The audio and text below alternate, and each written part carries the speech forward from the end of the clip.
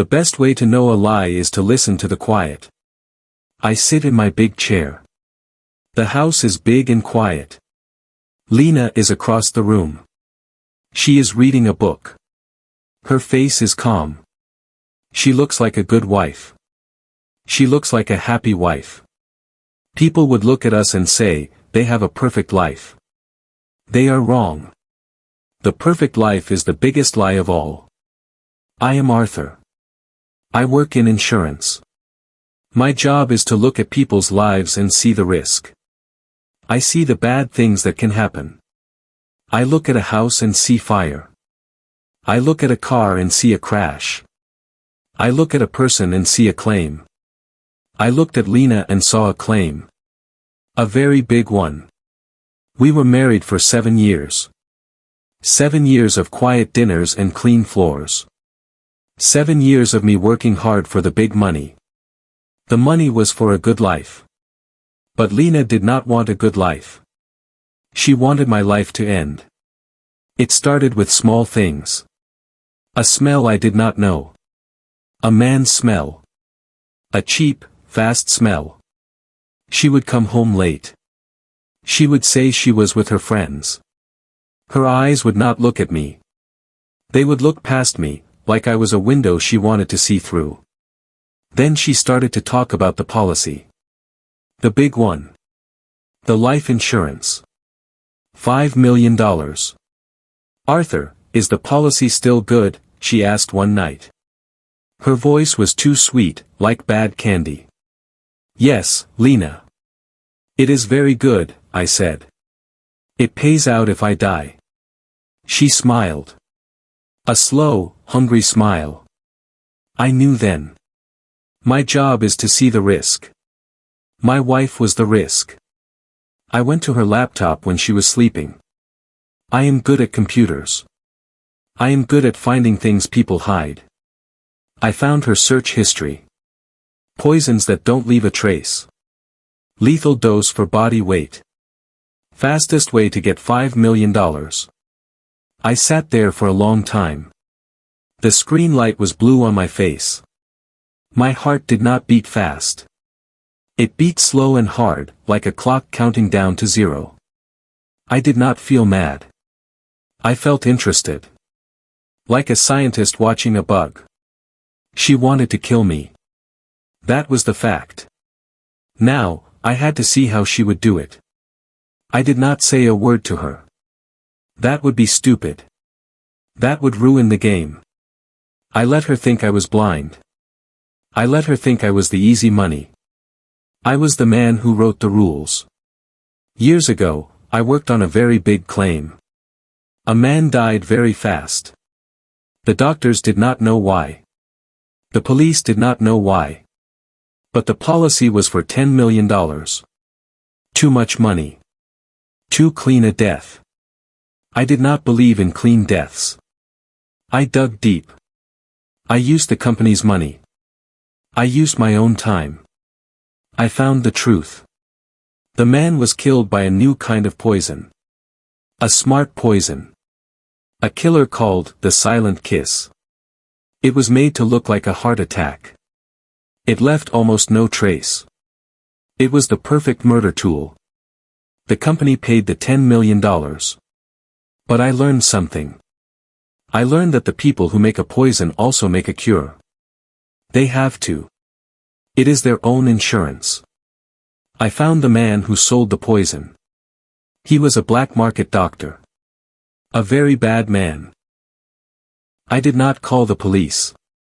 I did something better. I made a deal. I used my insurance knowledge. I knew his risks. I knew his secrets. I traded his secrets for the cure. He gave me a small, clear vial. It was the antidote. It was the only stable one in the world. It was a secret. I hid it in my safe, behind my old war medals. It was my ultimate insurance policy. My life. I looked at the vial now. It was small. It was cold. It was the only thing that stood between me and a hole in the ground. Lena was planning to use the silent kiss. I was sure of it. It was the only poison that fit her search words. She wanted a clean death. She wanted to be the sad widow who got the money. She did not know I had the fine print. I took the vial out. I held it up to the light. I did not take it yet. I put it back in the safe. I would wait for the right time. I would wait for her to make her move. I wanted her to try. I wanted her to think she won. I started to watch Lena like she was a new kind of animal. Every move was a clue. Every word was a lie. I found the other man. His name was Mark. He was young. He had a weak chin and a fast car. He worked at a gym. He was not smart. He was just a tool. A tool Lena wanted to use to spend my money. I read their messages. They were full of stupid love words and talk about the future. Our future. They talked about the $5 million. They talked about a beach with white sand. I printed every message. I put them in a file. I called the file, the evidence. I also started to change things at work. I am the boss of my part of the company. I know how the money moves. I know how the papers work. I moved my money. I made new accounts. I made a trust. I put everything in my sister's name. But only for a short time. My sister is a good person. She would give it back. I did this so that when I died, Lena would get the $5 million. But if she was found guilty of killing me, she would get nothing. That is the law. But I was not going to die. I was going to watch her try. I also started to change her life. Small changes. I put a small microphone in her favorite lamp. I put a camera in the smoke detector. I wanted to see her face when she did the bad thing. I wanted to hear her voice when she told Mark she was free. I was not just saving my life. I was building a cage for her. A cage made of her own bad choices. The night came 1 week later. It was a Tuesday. A normal day. That is how the best betrayals happen. On a Tuesday. I made a special dinner, Arthur, she said. She was wearing a red dress. She looked beautiful and fake. That is nice, Lena, I said. The food was lamb. It smelled good. It had a strong smell of wine and spices. And something else. A faint, bitter smell. The smell of the silent kiss. She brought out the wine. A bottle we had saved for a long time. A 2009 Merlot. My favorite. She poured the wine. My glass first. She held the bottle over my glass for a long time. Too long. She was making sure the poison was all in my glass. She put my glass down. It was full. She poured her own glass. It was clean. She pushed my glass a little closer to my hand. Her eyes were bright. She was ready to be rich. I excused myself. I need to wash my hands, I said. I went to the bathroom. I did not wash my hands. I went to the safe. I opened it fast. I took the clear vial. It was the antidote. I went back to the dining room with it in my pocket. Lena was waiting. She was trying not to smile. Ready, Arthur? She asked. I sat down. I looked at her glass. I looked at my glass. Ready, I said. I waited until she looked at the food. She was thinking about the money. She was thinking about Mark. I moved fast. I took her glass. I put it where mine was. I took my glass. I put it where hers was. They looked the same. She did not see. She was too busy being happy. She lifted the glass. To second chances, she said. I lifted the glass. Her glass. The glass with the poison. To truth, I said. We drank. She took a big sip. Her eyes were on me. They were full of triumph. She thought I was drinking death. The food was good. The wine was good. The silence was loud. I waited. I watched her face. First, the smile went away. Then, her eyes got big.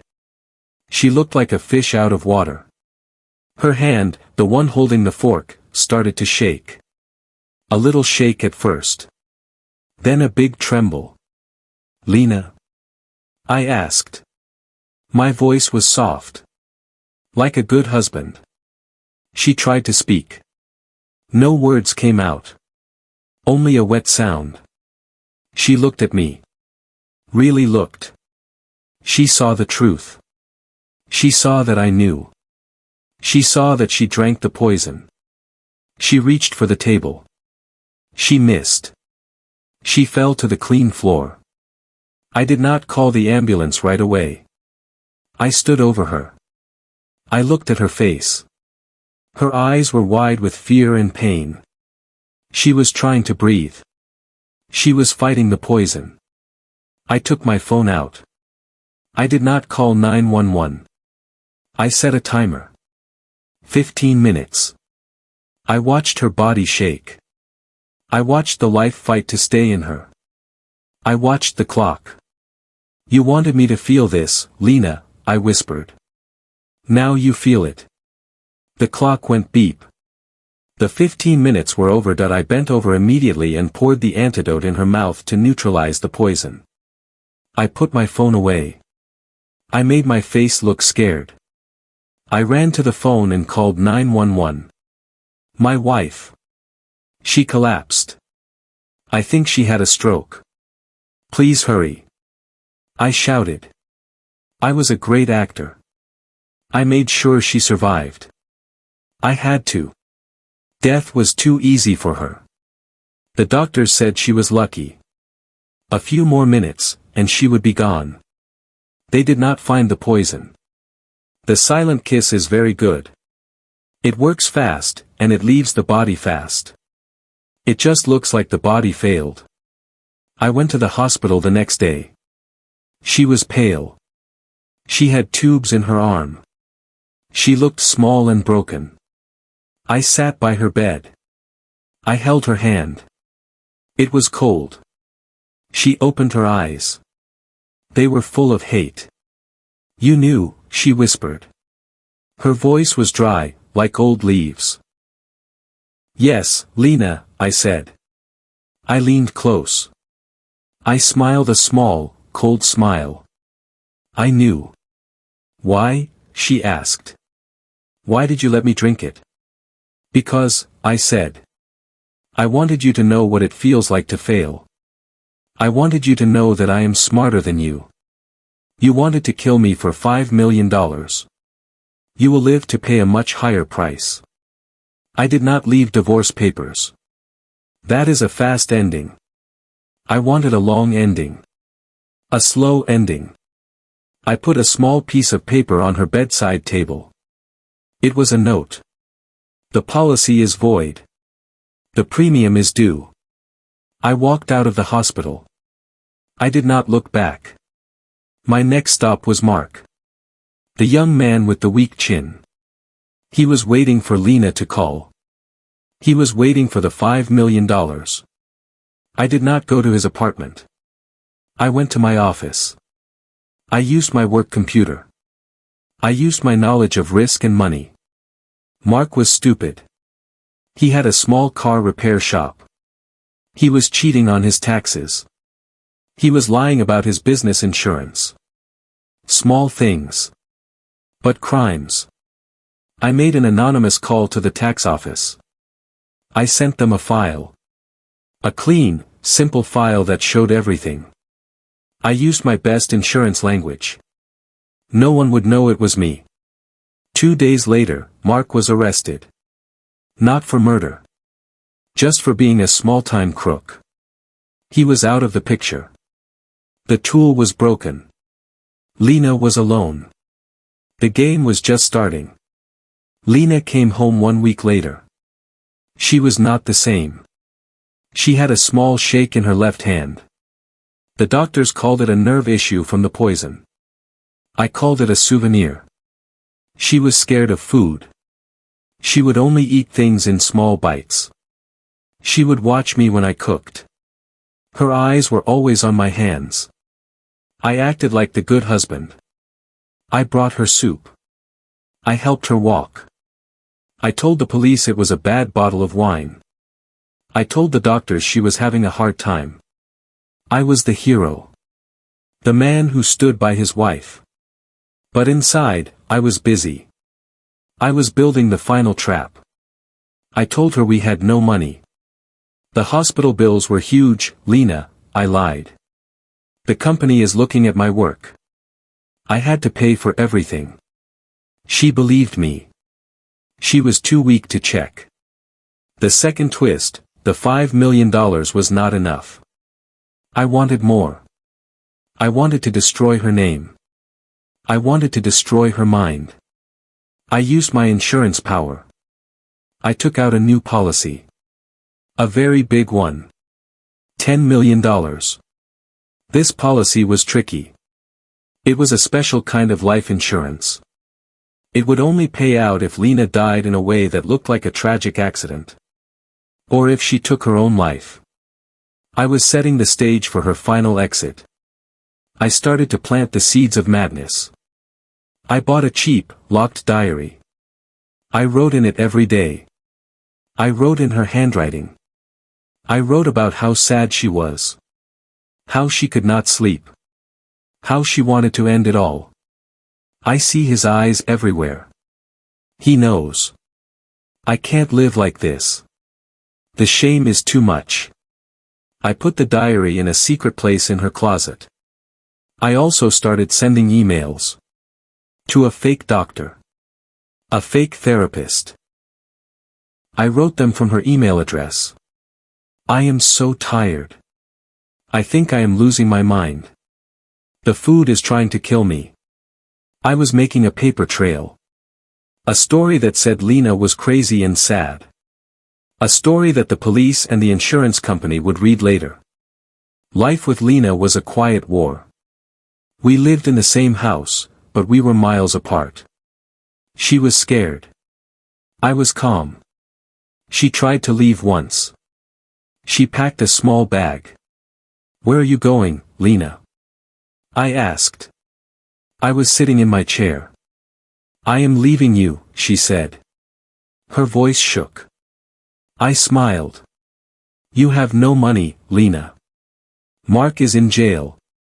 Your credit cards are maxed out. I paid the bills, but I told the bank you signed a paper saying you would pay me back. You owe me everything. She looked at me. Her eyes were wide. She knew I was telling the truth. I had used my knowledge of contracts. I had used her fear to make her sign papers she did not read. You are a monster, she whispered. No, Lena, I said. I am an insurance man. I am just collecting the debt. She stayed. She was a prisoner in her own home. And then, the real fun started. I started to poison her again. The antidote I gave her on the night of the dinner was very good. It saved her. But it had a side effect. It made the body weak to a new, slow poison. I had bought this second poison from the same bad doctor. It was called the slow fade. It did not kill fast. It made you sick. It made you shake. It made you forget things. It made you feel like you were going crazy. I put it in her vitamins. I put it in her morning coffee. Just a small drop every day. She started to change. Arthur, I can't remember what I did yesterday, she said one morning. It's the stress, dear, I said. The doctor said the first poisoning was hard on your body. My hand is shaking so bad, she cried. Try to be calm, Lena. It will pass. She believed me. She thought the first poison was still hurting her. She thought she was getting better, but slowly. She did not know that I was the one hurting her. She did not know that I was giving her a new poison every single day. I was making her crazy. I was making her weak. I was making her death look like a natural end to a very sad life. 6 months passed. Lena was a ghost. She was thin. Her hair was falling out. She talked to herself. She was scared of the dark. She was the perfect picture of a woman who had lost her mind. I decided it was time. Time for the final dinner. I set the table. Just for two. No lamb this time. No wine. Just a glass of water for her. A glass of clean water. She sat down slowly. She looked at the water like it was a snake. "What is this, Arthur?" she asked. Her voice was a dry croak. "This is the end, Lena," I said. "The final payment." I put a file on the table. It was thick. It was the evidence. Mark is in jail. He will be there for a long time. He thinks you set him up. Your family thinks you are crazy. The doctor's notes say you are suicidal. The insurance policy is ready to pay $10 million. She looked at the papers. She looked at me. "You did this to me," she whispered. "You started it, Lena," I said. "You wanted to kill me for $5 million. You thought it was a fast game. But I am the master of the long game." I leaned closer. I told her the truth. The real, dark truth. The tremors, Lena. The fear. The forgetting. It is not the old poison. It is a new one. The slow fade. I have been giving it to you every day since you came home. You are not going crazy. You are being poisoned. Her eyes grew wide. She tried to stand up. She could not. Her legs were too weak. "I saved your life that night," I said. "I gave you the antidote, so I could take it back slowly. I poisoned you back to health, only to poison you slowly to death." She started to cry. Silent tears. She was trapped. "You wanted a clean death for me," I said. "I am giving you a clean death for you.